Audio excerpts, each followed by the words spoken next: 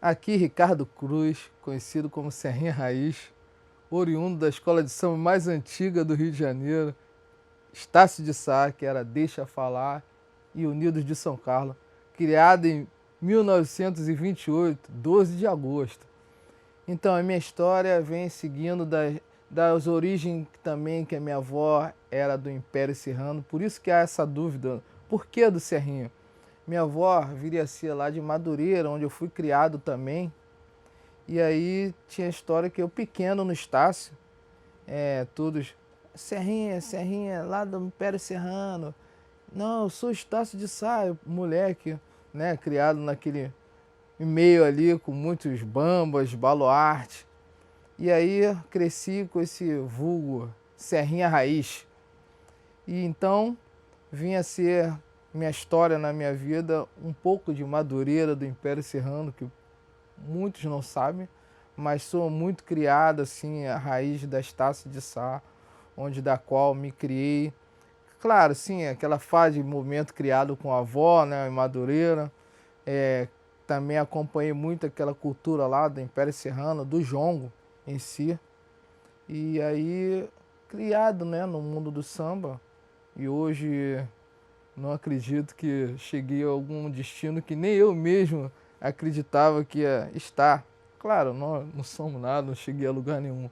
Mas como hoje muitos me conhecem pelas famosas caixas de guerra do Estácio de Sá, onde, claro, eu toco um pouco de cada instrumento, mas onde da qual eu cresci, meu irmão era um cara muito conceituado nesse naipe instrumento caixa de guerra, e aí eu cresci tendo ele como um ídolo para mim.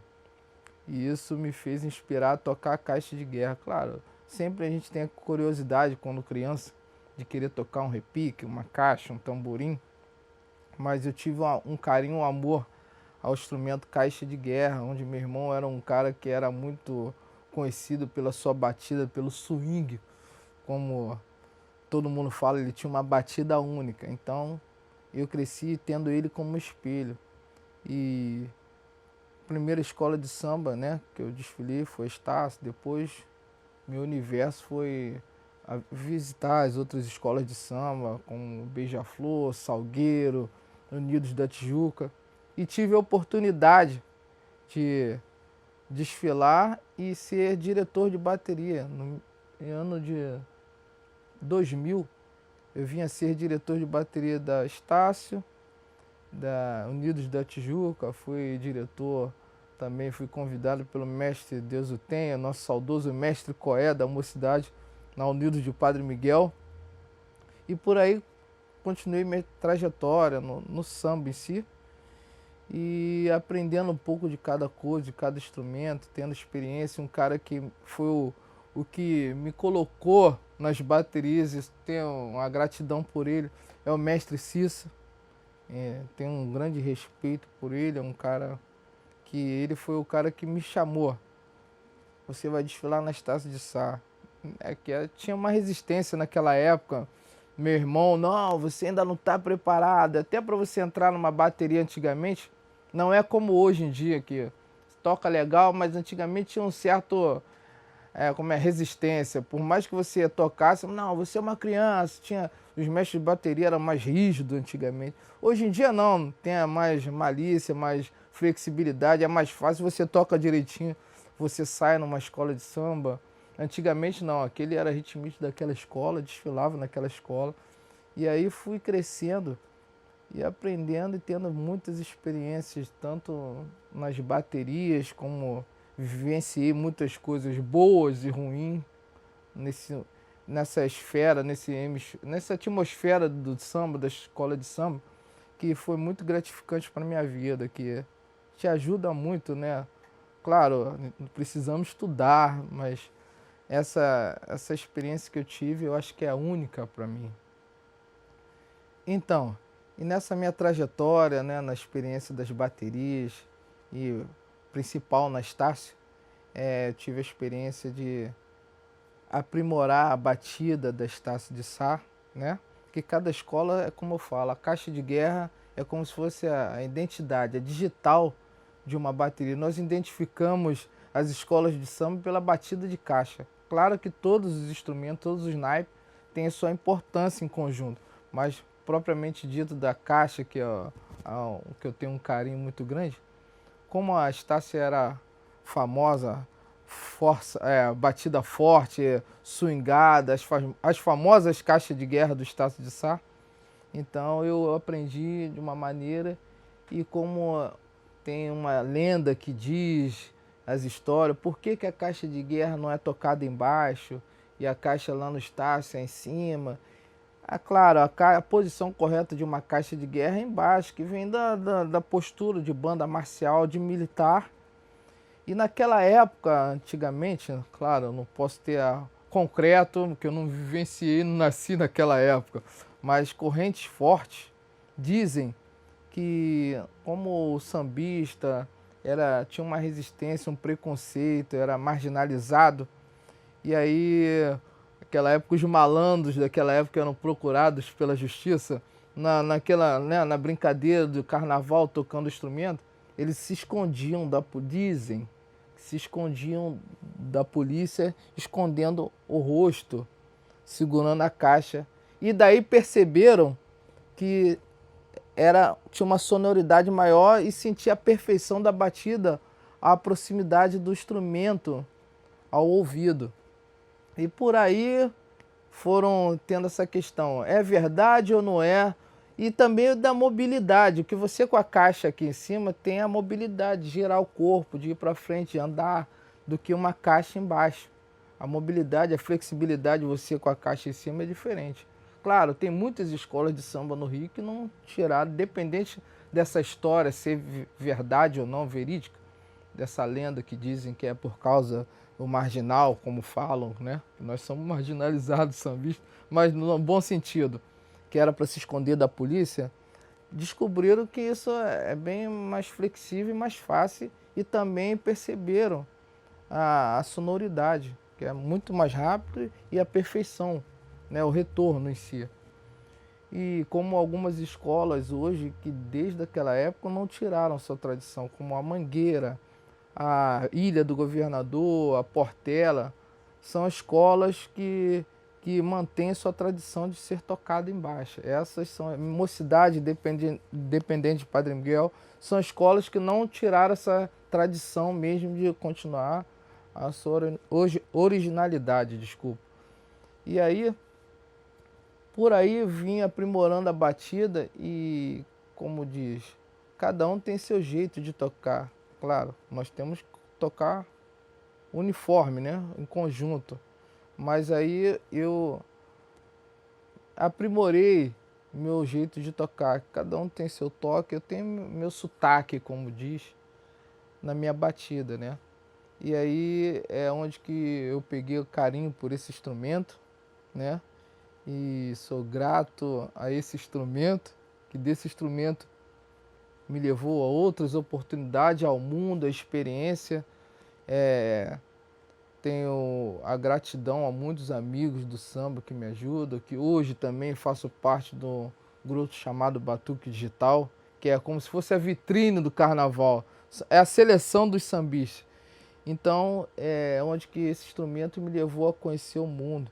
Eu rodo a Europa, onde eu conheci lá na Unidos da Tijuca. A história começou por eu ser diretor de caixa da Unidos da Tijuca. Um amigo meu alemão chamado Chris Quad, ele sai, desfila na Unidos da Tijuca.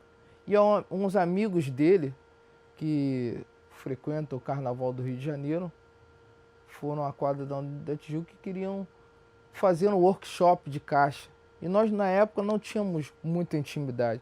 E aí entramos em contato, da qual, né, não tinha experiência de dar aula de caixa, assim. E nos conhecemos, tive a primeira experiência e foi legal. Daí eu tive o convite de fazer meu primeiro workshop na Alemanha. E dali para cá, graças a Deus, rodei o mundo. E uma coisa que é muito importante, que me ensinou bastante, tanto na minha vida pessoal, em todos os aspectos, que eu tive experiência de culturas, coisas que eu nunca pensei que ia vivenciar, Nunca pensei que lugares que eu via em filmes estaria ali vivenciando próximo, na real, a história daquele lugar. E isso que foi o gratificante, esse instrumento chamado caixa de guerra me levou. E claro, não fiquei limitado à caixa de guerra. Fui procurar. Eu arranho um pouquinho, como falamos no nosso linguajar, eu arranho um pouquinho de cada instrumento, um repique, um surdo. Claro, se você quer saber, ter noção, é muito importante isso. E daí qual eu aprendi muito e me ensinou a ser uma pessoa de visões, como dizer, de aprender da música, da cultura nossa do samba, aprender outras coisas. O samba me levou a caminhos que, que eu tive o prazer e vou aprendendo cada vez mais com amigos, como sou grato ao amigo Kleber Conká, do Espaço Batuque Digital, que em um momento difícil da minha vida ele me trouxe para cá, isso me ajudou pra caramba a se relacionar com pessoas, com várias classes sociais, projetos que eu já tive com crianças. E isso está sendo muito importante para mim. A música resgata, faz que você sempre se renove, sempre. Bom, falando de caixa, de batida de caixa, é muito importante que nós estamos falando de caixa, mas com as suas batidas, mas estamos falando propriamente dito da caixa em cima, né? Que é meu estilo de tocar, como muitos me conhecem, da batida de caixa. A caixa em cima tem uma importância que diferente, é uma coisa que tem uma dúvida. Caixa é uma posição aqui em cima e tarol também é meio aqui, meio à altura do peito. São células diferentes. A batida de caixa é diferente da célula de tarol. E a batida de caixa em cima, como exemplo, essas viagens, esses workshops que eu dou pela Europa, a batida de caixa ela tem umas acentuações que são diferentes de samba reggae, que eu tive percebendo algumas pessoas ficam preocupadas com as suas acentuações da batida de caixa em cima. A batida de caixa em cima ela tem uma acentuação, claro, o rebound é a acentuação forte ao centro da caixa. A batida de caixa e o aro, meio aro, que é o rimshot, é uma batida que não pode ser tão agressivo. Então nós estamos falando da filosofia de batida de caixa. É muito importante para quem está começando, quer estudar batidas de caixa, ter essa percepção da mão, claro, forte, que é a mão direita e esquerda, como eu falo no meu jeito, pergunta e resposta. Se você toca uma caixa aqui, você tem que entender, se você faz uma pergunta a alguém, você quer ouvir a resposta. Então é muito importante usar o mecanismo da mão direita ou da mão esquerda, ou quem toca o inverso. E o importante é você saber onde são as acentuações da caixa. Que às vezes você entende uma coisa, mas não é. Parece, mas não é. São situações totalmente diferentes. Já diz, parece, mas não é. E a acentuação que é muito importante é a situação ao centro da caixa, ao meio, que nós falamos que é o beat. É como se você faz a marcação. Independente no básico, mas ou numa variação. Você tem que ter a batida forte. E onde que é essa batida forte? Exemplo da batida de caixa do Estácio.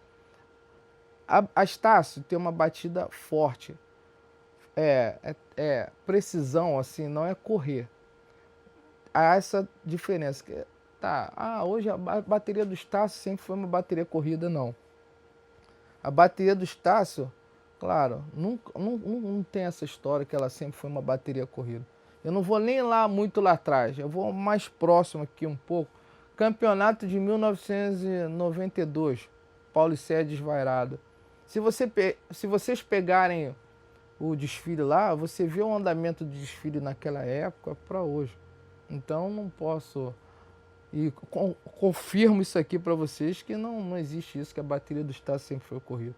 E até hoje não é que seja corrida, há diferença de pegada e energia para correria. São situações diferentes. A pessoa entender que uma batida com energia e uma batida corrida não é.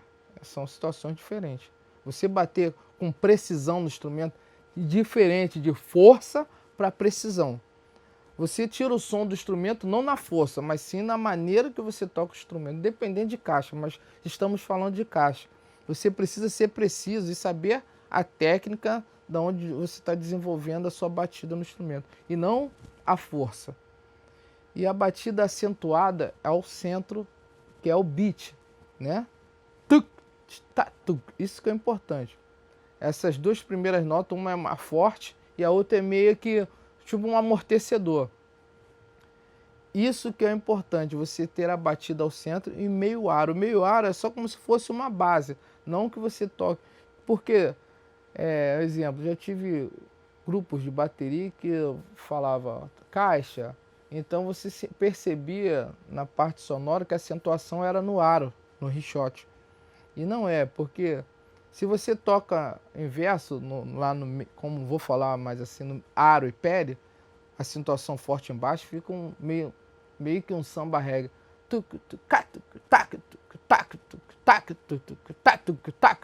E não é. A acentuação tem que ser ao centro.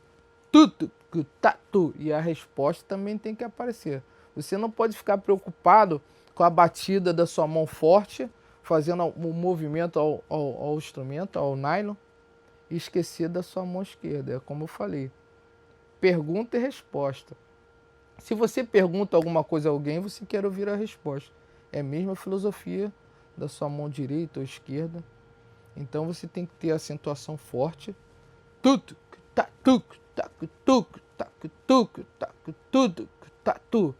E a mão esquerda dando a resposta.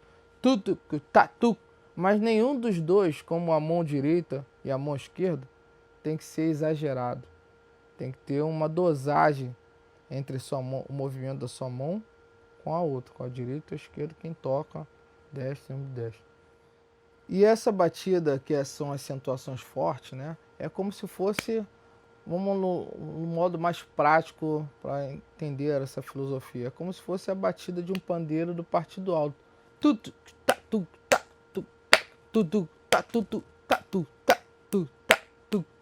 É a mesma, né, dinâmica da batida de uma caixa básica, claro. E tem suas variações, mas vamos falar que é o principal, é a batida básica.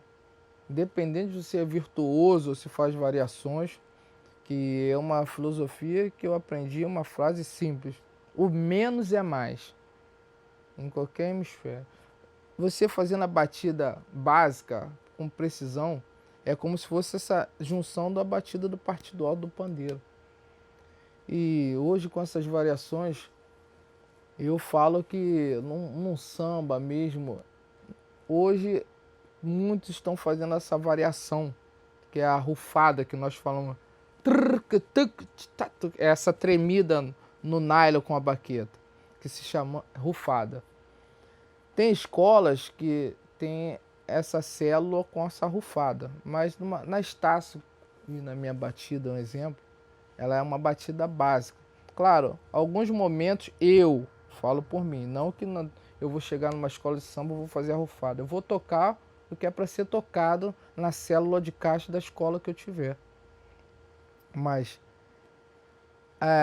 sobre a caixa de guerra, é um vício que está se criando. Eu estou falando o que eu acho. É um particular meu. Uma virada que o samba tem duas partes. Então tem esse momento que tem a virada do samba. Tagaragadá tundum, como se fosse pedir para parar, parou. E hoje em dia estão fazendo essa rufada no meio.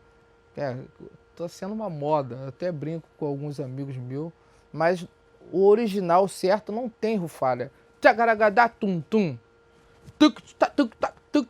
Não tem tagaragadá tum-tum. Esse prucatu que eu falo, né, não existe. É errado. Que quando se criou a batida lá no... Como exemplo, no partido alto você vai... Não existe. É o exemplo do básico. Então,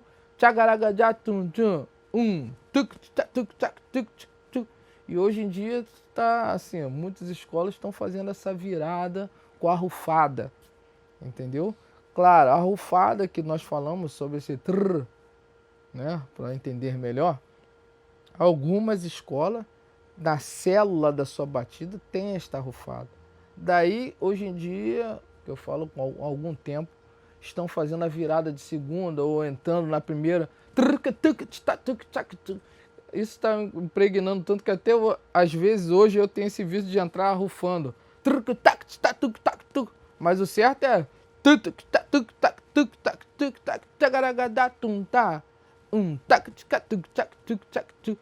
Esse é o certo. Agora, com a evolução de hoje, né? Tá tudo mudado. Tem instrumentos que não é original de bateria, está no meio de bateria. Então, mas aí é outra questão.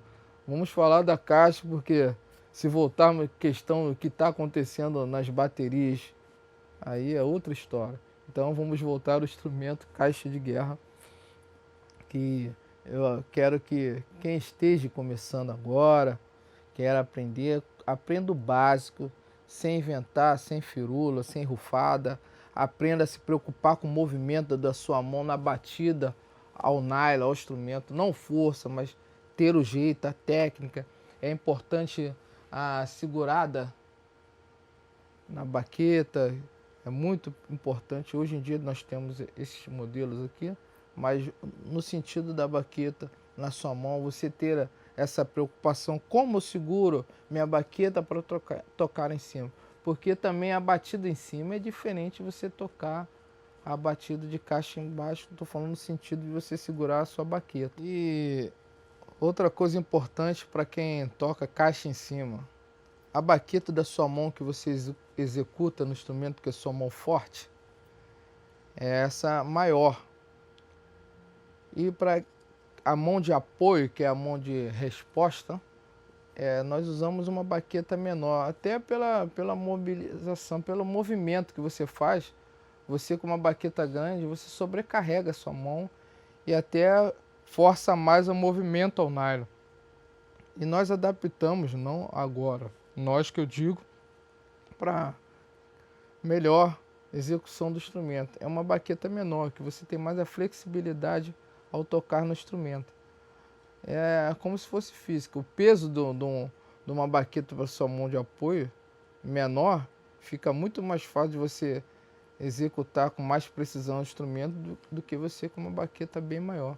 Até pelo sentido de apoio no braço, a distância da baqueta maior ao nylon, juntamente com a outra maior, duas baquetas maior. Claro, eu vou ter a técnica, mas não vai ser tão perfeito você mobilizando, mexendo, movendo sua mão direita com a outra baqueta, além do apoio do instrumento, né? E uma baqueta menor fica muito mais fácil de você ter a movimentação da sua mão de apoio com a baqueta na batida forte ao centro do instrumento. E a posição do instrumento, para quem toca em cima, eu costumo dizer que eu gosto do bordão, que são essas cordas aqui, na horizontal.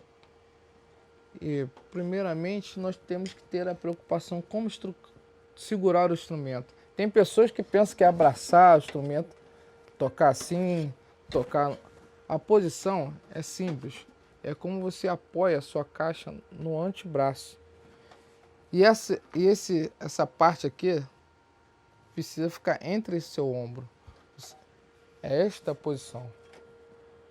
É simples. É você apoiar o instrumento. O centro da sua palma da mão é como se fosse você apoiar o aro. Esta é a posição correta. E o porquê que eu gosto de tocar com os bordões na horizontal? Porque eu utilizo mais, é claro, às vezes no seu movimento rápido, você vai, às vezes, sua baqueta bater no bordão. Mas eu utilizo mais essa parte aqui da pele, do que tocar em cima diretamente do bordão, que isso também é muito importante. Tem pessoas que pensam que você batendo com a baqueta, você utilizando a baqueta em cima do bordão, é o que vai tirar o som da caixa, e não é. Porque o bordão já está afinado na pele do instrumento. Você tem que saber onde bater com sua baqueta. E a parte da mão de apoio é como eu falo, a diferença de usar a baqueta grande, né? Que você tem que usar, ter mais movimento com sua mão do que com a menor. E qual é a diferença? O certo é você usar, apoiar a caixa, o aro da caixa aqui no centro da sua mão e utilizar os dedos. Eu falo que o meu polegar é como se fosse a base da baqueta. E eu vou movimentar os dedos para fazer o movimento. Totalmente errado quem coloca o punho todo para fora do instrumento e fazendo este movimento. Você não usa sua mão inteira, você usa a mobilidade está aqui, o movimento está aqui. Você usa os dedos. E o polegar é como se fosse o apoio para você executar o movimento da baqueta. E a parte de trás é como você apoia a caixa aqui e não ela ao lado de fora. É diferente da posição de batida de segurar um tarol. O tarol é como se fosse esta posição, meio termo. Claro, você tem um talabarte aqui, que segura ao próximo ao seu corpo, e o tarol fica aqui. E aí você usa esta postura, este movimento de tocar um tarol. Como muitas escolas que são grande, assim, em contingente de tarol, como Salgueiro, Vila Isabel, são escolas que tinham tradição de ter muito tarol. E tarol é uma célula diferente da batida de caixa, da qual em conjunto soma. E há a diferença também do tarol do Salgueiro para o tarol da Vila Isabel. Hoje em dia, claro, assim, a proporção de tarol que tinha antigamente na Vila Isabel e no Salgueiro, antigamente era muito mais do que é hoje, claro, pela garotada nova que está aderindo à caixa de guerra. E eu vejo também, percebo que muitos hoje tocam a batida de tarol como fosse a batida de caixa, entende? E a diferença é essa posição da caixa para o tarol. O tarol é uma caixa, mas só que é como eu falo, o corpo dela é menor do que a polegada, é a mesma, 12. E o corpo dela só é um pouco menor do que a de caixa. Daí tem essa diferença, o timbre, a afinação é outra história, é outra coisa da caixa para o tarol. E a caixa tem a diferença que tem caixa de polegada 12, que é esta que eu utilizo, e a de 14. A de 14 não existe você tocar de 14 em cima. Agora tem escolas como a Ilha, agora não muito, mas são escolas que usavam a Mangueira, a Mocidade, usavam caixa 14, usam ainda, mas antigamente era quase o contingente de caixa toda de aro 14, que é um pouco maior do que essa de 12.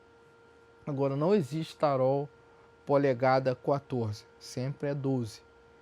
Essa é a diferença. E a batida, como mais uma vez afirmando para tirar essas dúvidas, é diferente de caixa, o tarol.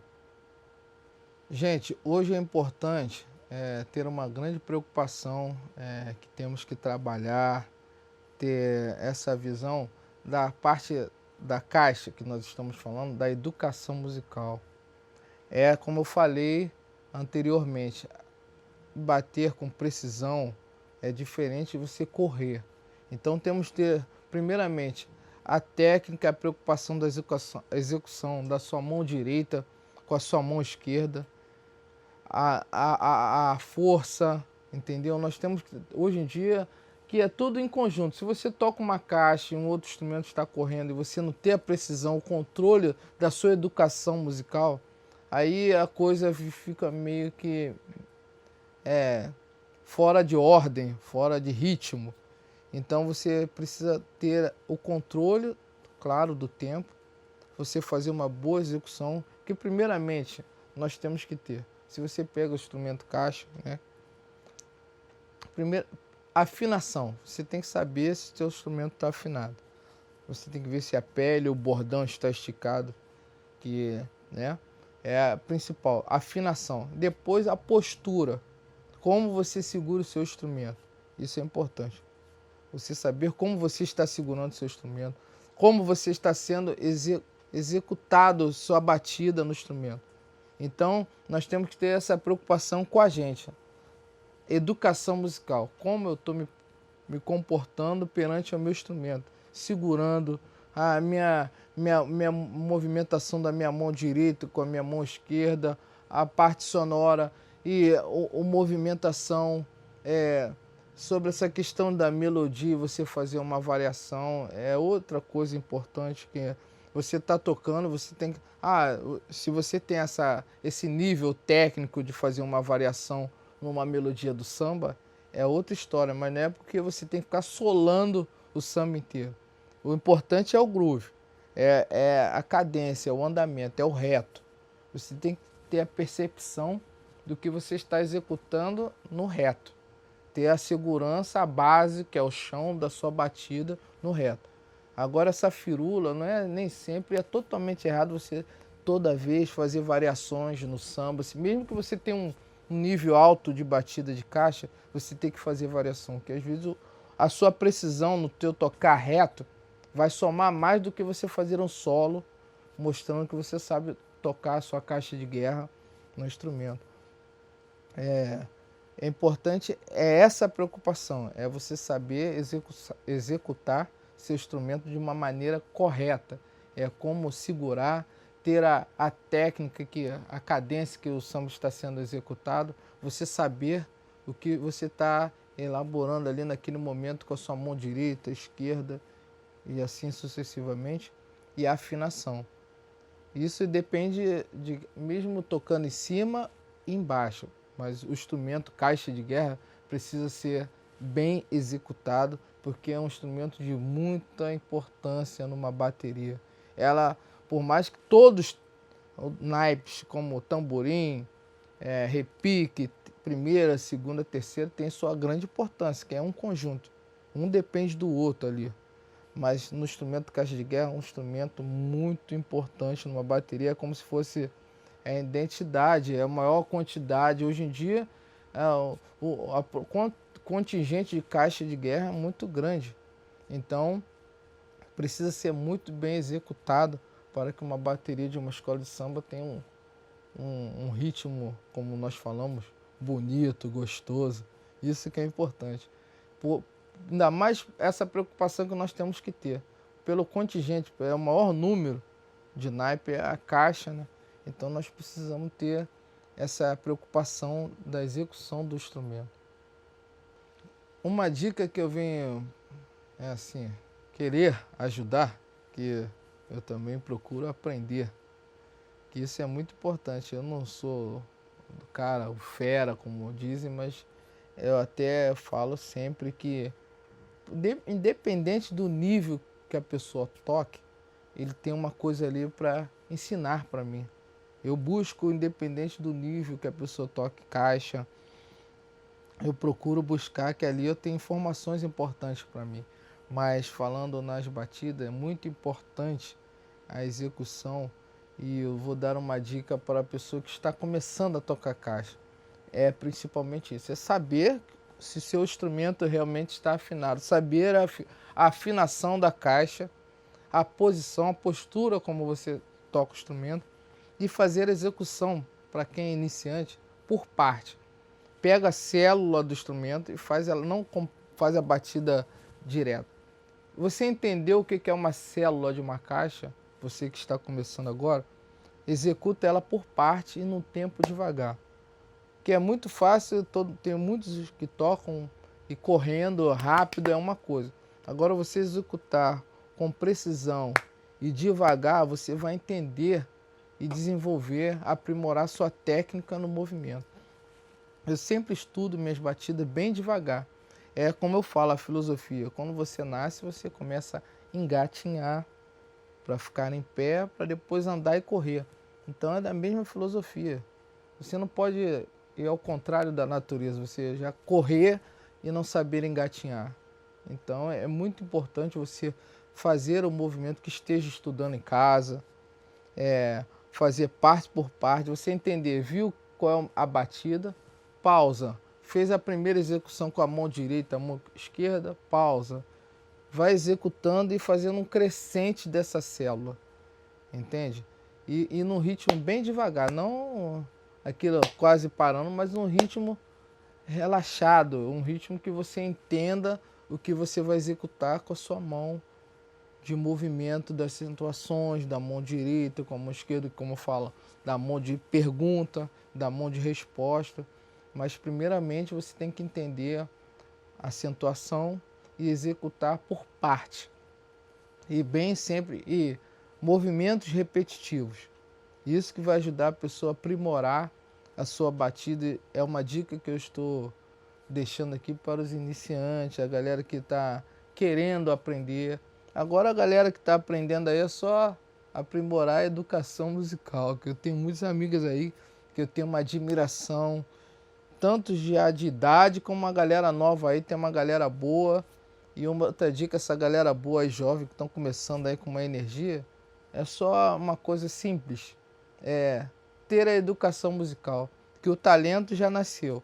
Então, a galera que está chegando aí mais nova, a galera mais jovem, cresce com esse lado virtuoso, mas procura fazer o menos, que é o mais, que você já tem o ritmo, já tem o domínio do instrumento. Então procura aprimorar cada vez mais a perfeição da batida no instrumento, entende?